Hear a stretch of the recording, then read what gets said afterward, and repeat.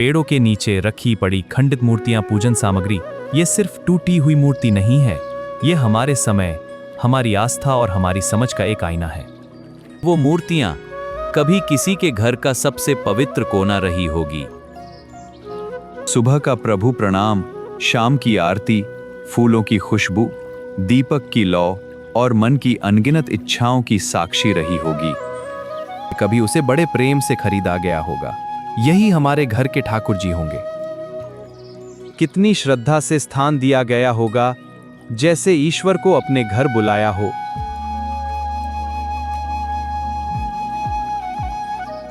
लेकिन आज वही मूर्ति पत्थरों और कचरे के बीच पड़ी है।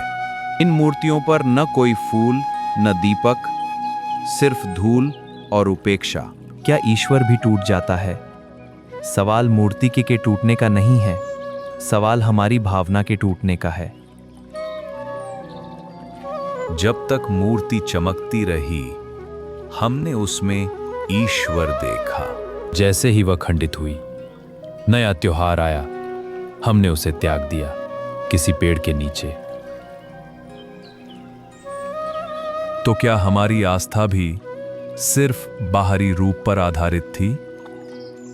ईश्वर तो न कभी टूटता है, न बिखरता है, वह तो हर कण में, हर श्वास में है। टूटी है तो सिर्फ हमारी समझ, जो मूर्तियों में ईश्वर देखती है, पर उसी पत्थर की मूर्तियों के टूटते ही ईश्वर को भूल जाती है।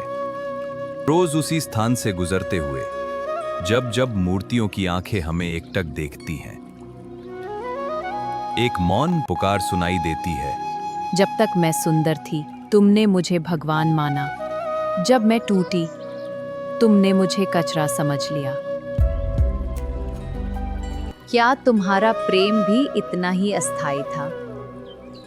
सच्ची भक्ति मूर्ति में नहीं, भाव में होती है। मूर्ति एक माध्यम है मन को केंद्रित करने का, श्रद्धा को आकार देने का। पर जब माध्यम ही लक्ष्य बन जाए तो भक्ति अधूरी रह जाती है। एक सच्चा दृष्टिकोण खंडित मूर्ति को फेंकना नहीं, सम्मान पूर्वक विसर्जित करना चाहिए। क्योंकि वह सिर्फ पत्थर नहीं, कभी हमारी आस्था का प्रतीक होती है।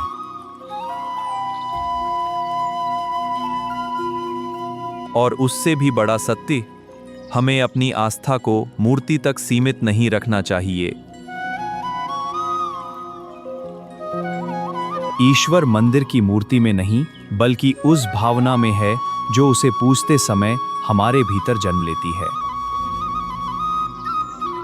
मूर्ति टूट जाए तो भी अगर भावना जीवित है, तो ईश्वर आज भी वही है। वही असली पीड़ा कहाँ शुरू होती है? आस्था और अज्ञान के बीच। दुख इसलिए होता है क्योंकि भाव सच्चा होता है, लेकिन तरीका अधूरा। हम ईश्वर को प्रसन्न करने के लिए पूजा करते हैं, लेकिन वही पूजा सामग्री जब नदी में फेंक दी जाती है या पेड़ों के नीचे सड़ती रहती है, तो क्या वह भक्ति रह जाती है या अनजाने में अपराध बन जाती है? ईश्वर ने प्रकृति बनाई है, नदी, पेड़, जीव जंतु। अगर हमारी भक्ति उन्हीं को नुकसान पहुंचाए तो यह भक्ति नहीं, भूल है।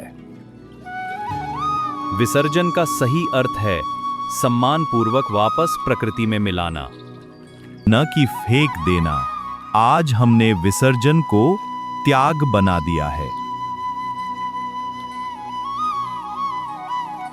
विसर्जन का सही और सरल समाधान, अगर मूर्ति मिट्टी की है, उसे घर के गमले या बगीचे में दबा दें।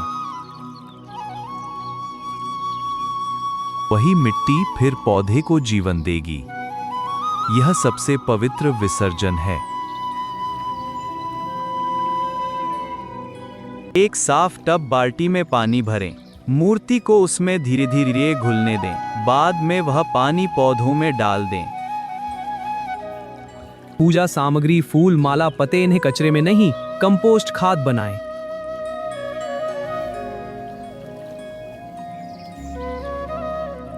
घर में एक छोटा पूजा कंपोस्ट बॉक्स रखें। 15-20 दिन में खाद तैयार।